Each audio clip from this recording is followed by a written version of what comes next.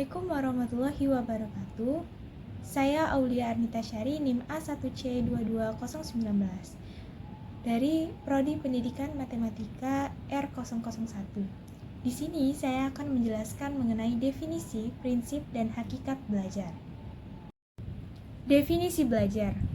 Definisi belajar sendiri dapat diartikan sebagai segala aktivitas psikis yang dapat dilakukan oleh setiap individu sehingga tingkah lakunya berbeda antara sebelum dan sesudah belajar.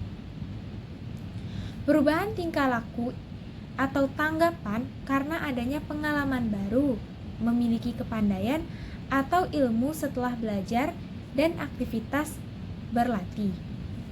Dapat dilihat di layar pengertian belajar secara harfiah.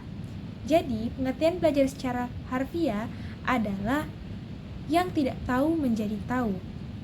Secara keilmuan, belajar merupakan perilaku kognitif yang memerlukan tingkat keterbukaan kondisi tertentu yang akan menghasilkan perubahan perilaku atau disposisi untuk bertindak. Menurut Kamus Besar Bahasa Indonesia, belajar adalah berusaha memperoleh kepandaian atau ilmu, berlatih, berubah, tingkah laku atau tanggapan yang disebabkan oleh pengalaman. Dapat juga diartikan belajar adalah suatu proses yang berlangsung di dalam diri seseorang yang mengubah tingkah lakunya, baik tingkah laku dalam berpikir, bersikap, dan berbuat. Definisi belajar menurut para ahli. Yang pertama yaitu ada M. Sorby Subtikno. Menurut M. Sorby Subtikno, pengertian belajar adalah suatu proses usaha yang dilakukan oleh seseorang untuk mendapatkan suatu perubahan yang baru sebagai hasil pengalamannya sendiri dalam interaksi dengan lingkungannya.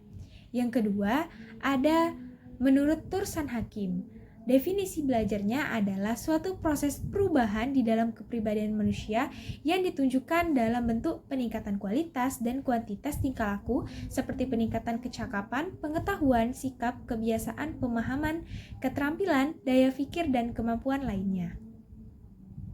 Yang ketiga, definisi belajar menurut Skinner. Pengertian belajar adalah suatu proses adaptasi atau penyesuaian tingkah laku yang berlaku secara progresif.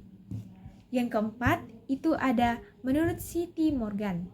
Pengertian belajar adalah suatu perubahan yang relatif dalam menetapkan tingkah laku sebagai akibat atau hasil dari pengalaman yang telah lalu. Selanjutnya yaitu ciri-ciri belajar. Jika hakikat belajar adalah perubahan tingkah laku, maka ada beberapa perubahan tertentu yang dimasukkan ke dalam ciri-ciri belajar. Yang pertama yaitu perubahan yang terjadi secara sadar. Maksudnya, ini berarti individu yang belajar akan menyadari terjadinya perubahan ini atau sekurang-kurangnya individu merasakan telah terjadi adanya suatu perubahan dalam dirinya. Yang kedua, ada perubahan dalam belajar bersifat fungsional. Maksudnya, sebagai hasil belajar, perubahan yang terjadi dalam individu berlangsung terus-menerus dan tidak statis. Yang ketiga, ada perubahan dalam belajar bersifat positif dan aktif. Maksudnya yaitu perubahan yang bersifat aktif, artinya bahwa perubahan itu tidak terjadi dengan sendirinya, melainkan karena usaha individu sendiri. Yang keempat, ada perubahan dalam belajar bukan bersifat sementara. Maksud bukan bersifat sementara di sini yaitu perubahan yang bersifat sementara atau temporer yang terjadi hanya untuk beberapa saat saja seperti keringat, keluar air mata, dan menangis. Yang kelima, ada perubahan dalam belajar bertujuan dan tak arah. Perubahan terarah pada perubahan tingkah laku yang benar-benar disadari, misalnya seseorang yang belajar mengetik. Yang keenam, itu ada perubahan mencakup seluruh aspek tingkah laku. Perubahan yang diperoleh individu setelah melalui suatu proses belajar meliputi perubahan keseluruhan tingkah laku.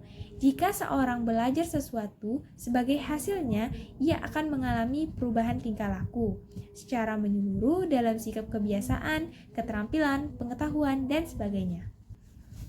Selanjutnya yaitu jenis-jenis belajar.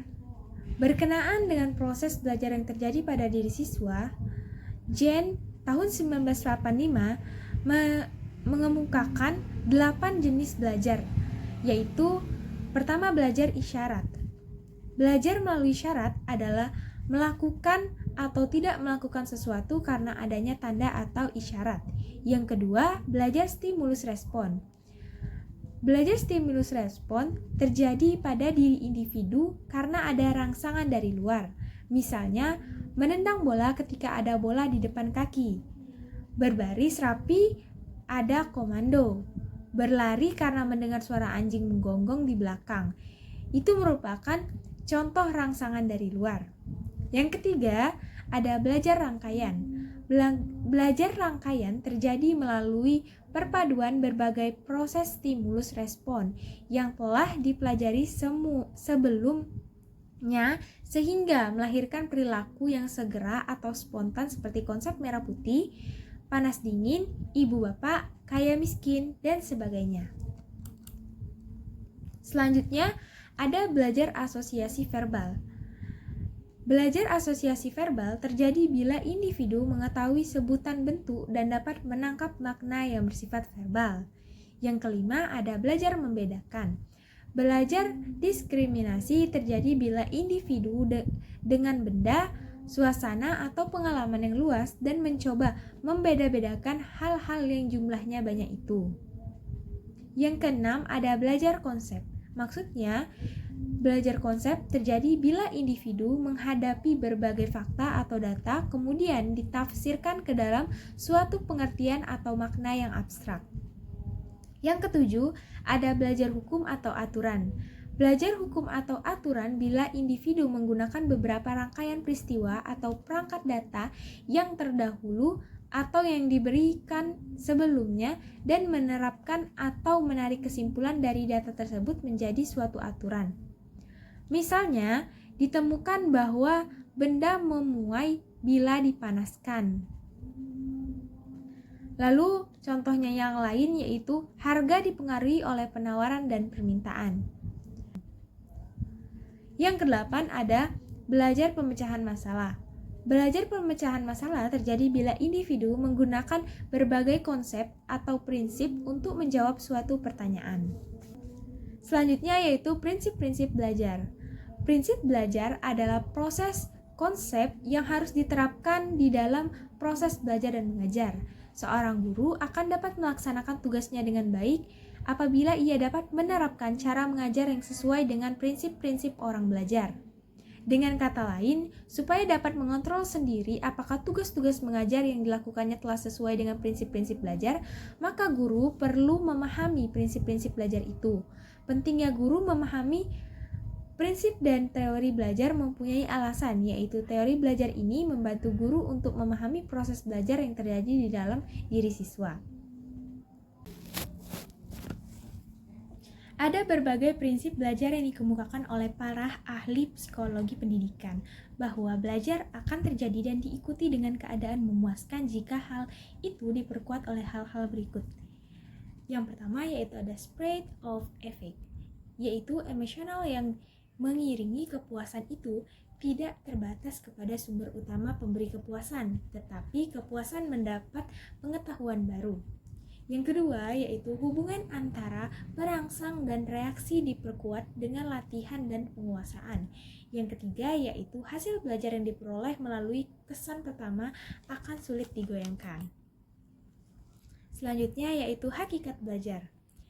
Menurut Nana Sujana tahun 2002, pada hakikatnya proses belajar mengajar adalah proses komunikasi. Kegiatan belajar mengajar di kelas merupakan suatu dunia komunikasi tersendiri di mana guru dan siswa bertukar pikiran untuk mengembangkan ide. Benjamin S. Bloom tahun 1956 juga mengemukakan pendapat perubahan perilaku yang terjadi sebagai hasil belajar meliputi perubahan dalam wawasan kognitif, afektif, psikomotor beserta tingkatan aspek-aspeknya. Yang pertama, wawasan kognitif adalah kawasan yang berkaitan dengan aspek-aspek intelektual atau secara logis yang bisa diukur dengan pikiran atau nalar. Kawasan ini terdiri dari pengetahuan, pemahaman, penerapan, penguraian, memadukan, dan penilaian. Selanjutnya ada affective domain atau kawasan afektif. Adalah kawasan yang berkaitan dengan aspek-aspek emosional seperti perasaan, minat, sikap, kepatuhan terhadap moral, dan sebagainya. Kawasan tersebut terdiri dari penerimaan, sambutan, penilaian, pengorganisasian, dan karakterisasi. Yang terakhir ada kawasan psikomotorik.